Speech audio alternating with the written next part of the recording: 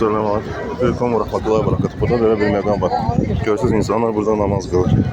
Baklarına girmeden çəkirəm, sol tərəfdə məndən. Belə yığışır insanlar namaz kılırlar. Aslında burada bir problem var. Balaca. O da nədir? İmamın xətti, yəni imamın safı. Allah'ın izniyle.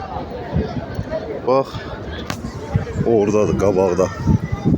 Orada, yəni işləyən, burada müvazzif olan insanlar da yardım eləyir durmağa, şeyləmək.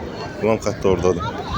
Ama Müslümanlardan çoxsu, qardaşlardan, yəni ki, gələn zabarlarda çoxsu ondan qabağa çıxıb dururlar. Əslində belə baxanda problem deyil.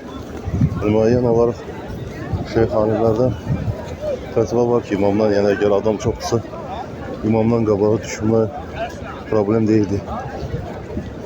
Daha doğrusunu Allah bilir.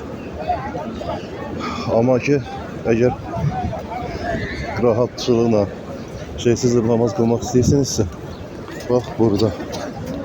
Burada görürsünüz bu yer. Buradan bu tarafa artık şeydir. Balansıdır. İmamın xəttidir. Yəni çalışın namaz kılanda bu tarafta namaz kılasın. Bu tarafta saf tutasın. Şimdi göstereceğim size oyunu. Gözlər. Qabağda.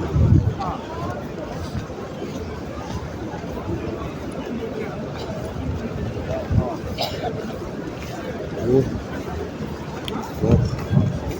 Bura. Çatdı. Ve burada da Sapsamsa burada yazılı olmalı. Sapsam adamsa. Kardeş siz de aşağıda Ömer Hoca'nın